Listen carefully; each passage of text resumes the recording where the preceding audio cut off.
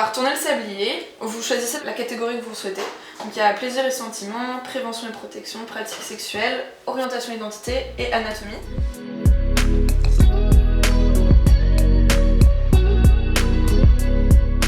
Donc mon projet de jeu d'éducation à la sexualité, je l'ai créé pendant mes études. J'avais envie de partir sur un sujet pédagogique, voilà, faire de la vulgarisation scientifique.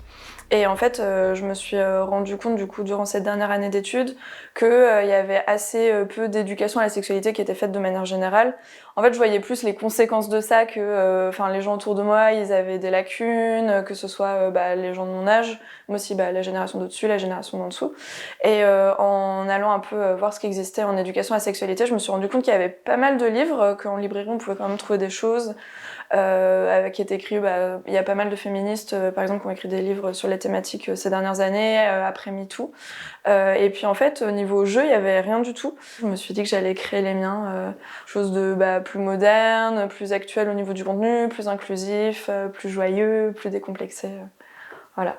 Du coup, on va jouer au jeu Sexploration sur les infections sexuellement transmissibles. Donc je vais tester tes connaissances. On peut acheter un test de dépistage pour le VIH en pharmacie. Vrai ou faux? Un test de dépistage. Vrai? Ouais, c'est vrai. Du coup, l'éducation à la sexualité, c'est un peu une question complexe aujourd'hui. Déjà, normalement, en France, en tout cas, la loi oblige à 3 séances d'éducation à la sexualité au primaire, collège et lycée. Et c'est aux établissements de mettre ça en place. Sauf qu'en fait, dans la réalité, même si c'est une loi qui est passée en 2001, en fait, c'est pas encore mis en place dans toutes les écoles, ou alors pas à 3 séances par an. Donc souvent, il y a un manque de temps, il y a un manque de moyens. Et puis après, on sait que voilà, ça fait après 15 ans que la pornographie est hyper présente sur Internet. Du coup, il faut aussi gérer l'éducation à la sexualité avec ça à prendre en compte. Il y a aussi des questions de gestion des réseaux sociaux avec la sexualité, donc de cyberharcèlement, de revenge porn, donc quand on publie des photos de personnes nues sans leur consentement. Enfin, c'est des nouvelles questions qui se posent. Il y a aussi des questions qui n'étaient pas adressées avant, comme celle du consentement, qui est vachement posée depuis MeToo, depuis 2017. Ça te dérange si je me change devant toi? Est-ce que je peux t'embrasser? Réponse. Ouais, carrément. Ah consentement. Consentement. À fond.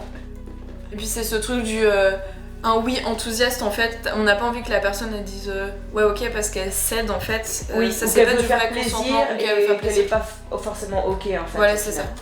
Et du coup vraiment être dans justement regarder le langage corporel. Ça c'est hyper important ouais. J'ai créé donc une gamme de 5 jeux. L'idée c'était de pouvoir aborder quand même plusieurs thématiques de la sexualité. Donc va y avoir des jeux qui sont plus un peu théoriques, donc par exemple sur les infections sexuellement transmissibles, sur la contraception, donc là ça va plus être des connaissances à avoir pour bien vivre sa sexualité.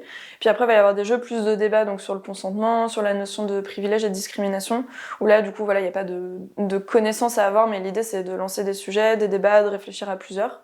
Et puis après, il y a un dernier jeu qui va aborder plusieurs thématiques, donc à la fois les orientations sexuelles, l'identité de genre, la prévention, la protection, ça peut être aussi plaisir et sentiment, les pratiques sexuelles.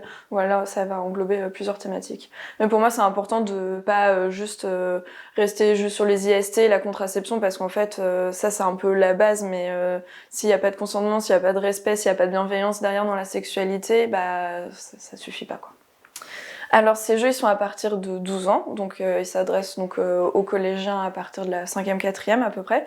Et puis après il n'y a pas de limite d'âge. Par exemple je parlais des jeux de débat, en fait on peut très bien y jouer entre adultes et la question du consentement elle peut être réfléchie à tout âge. La question des privilèges et des discriminations pareil. Et puis même en fait les IST, même en tant qu'adulte on sait jamais tout, du coup voilà, il n'y a pas de limite d'âge. Prévention et protection. Ok. C'est un médicament pour femmes. La pilule. Oui. C'est un endroit pour les femmes. C'est un endroit pour les femmes, oui. On y va souvent on est mineur quand on y va. Moi, je fais un peu d'animation auprès des jeunes dans des associations, par exemple. Je fais aussi des ateliers sur des événements, par exemple des événements sur l'éducation, des événements féministes, où là, je propose des ateliers, donc ça peut être avec des jeunes ou avec des adultes. Ça dépend de la thématique qu'on a envie d'aborder. Et puis après, il y a plein de professionnels qui utilisent les jeux, donc ça peut être les professionnels de l'éducation, les professionnels de santé. J'ai des retours assez intéressants. Soit moi quand je joue avec des jeunes, je me rends compte qu'il y a un vrai manque de connaissances. Enfin, la dernière fois, je joue du consentement et puis il y a quand même quelqu'un après qui m'a dit moi ça me fait réfléchir à la situation avec mon copain, je me demande si je suis toujours d'accord avec tout, est-ce que j'ai vraiment envie de ce qu'il me demande, voilà. Et du coup je me dis c'est super parce que ça plante une petite graine et puis après je pense que ça fait un peu son chemin dans la tête des jeunes, donc c'est l'idée. On peut mettre le préservatif interne en place plusieurs heures avant le rapport. Ça, je crois que oui. Ouais, on dit Plusieurs heures, ouais. 2 heures avant.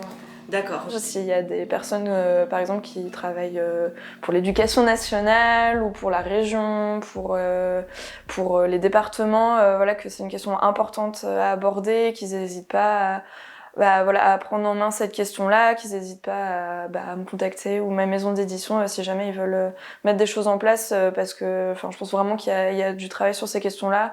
Il y a des gros objectifs pour l'égalité femmes-hommes, politiquement en ce moment, donc faut vraiment s'engager là-dedans, faut mettre des choses en place.